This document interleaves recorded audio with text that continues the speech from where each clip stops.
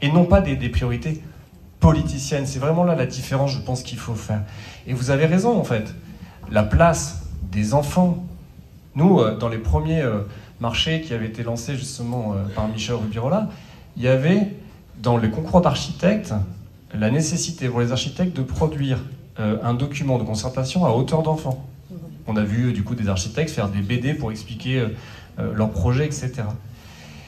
Mais tout ça, en fait, s'est retrouvé pris dans l'engrenage que je décrivais tout à l'heure, et tout s'est effondré au fur et à mesure. C'est-à-dire que vous avez cet idéal qui s'est heurté à une réalité politicienne, et c'est terrible, en fait.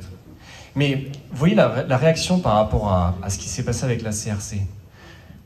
La CRC, elle tire la sonnette d'alarme. Qu'est-ce qui se passe derrière? Tout le monde dit c'est pas moi, c'est l'autre. C'est-à-dire qu'en fait, c'est pas moi, c'est l'État, c'est pas moi, c'est la métropole, c'est pas moi, c'est pas... C'est dingue. Au lieu de se dire on a un problème, on a une responsabilité immense. Cette ville, elle a des problèmes, il faut les regarder en face. Et la question des écoles, elle est fondamentale.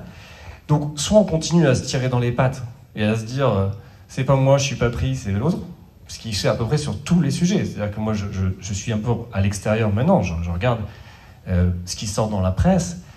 Le logement, c'est pas moi, c'est l'autre. La propreté, c'est pas moi, c'est l'autre. Les écoles, c'est pas moi, c'est l'autre. Les transports, c'est pas moi, c'est l'autre. Enfin, si vous voulez, à un bout d'un moment, en fait, on peut tourner en rond comme ça pendant encore 10, 15, 20 ans, malgré les millions qui tombent, malgré la volonté des gens, en fait, que ça change. Parce qu'en vérité, et vous avez raison, les enseignants, c'est les enseignants qui vivent tous les jours des écoles dans lesquelles il y a des fermetures parce qu'il y a des problèmes d'infiltration, parce qu'il y a des feuilles mortes qui ne sont pas ramassées, que les égouts, en fait, effectivement, sont complètement pris et que l'eau déborde, etc., etc. En fait, c'est ça la réalité des gens.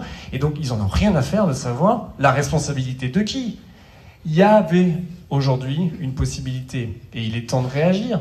Il est temps de réagir sur notamment ce sujet des écoles pour faire en sorte que ce soit pris à bras-le-corps.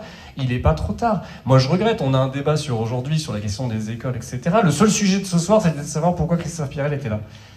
J'ai vu ça dans la presse tous les jours. C'est formidable. Vraiment, qu'est-ce qu'on en a à faire? Qu'est-ce que les Marseillais ne me connaissent même pas? Et d'ailleurs, je ne leur souhaite pas forcément. Mais est-ce que c'est vraiment le sujet prioritaire? Au lieu de se dire qu'est-ce qu'il y a dans ce rapport, qu'est-ce qu'il y a d'intéressant, qu'est-ce qu'on en fait, et qu'est-ce que les médias, du coup, incitent à faire. Je trouve que les coups de fil que j'ai reçus, qui consistaient à savoir si je rejoignais Renaud Muselier, Simarano, etc., n'a aucun sens. Aucun. Le seul sujet, en fait, qui compte aujourd'hui, c'est de savoir qu'est-ce qu'on fait sur les écoles de la ville de Marseille. Il y a urgence. Et donc, c'est soit une priorité, soit on l'enterre et on se dit c'est pas moi, c'est l'autre. Et je pense que la responsabilité, elle est celle-là aujourd'hui.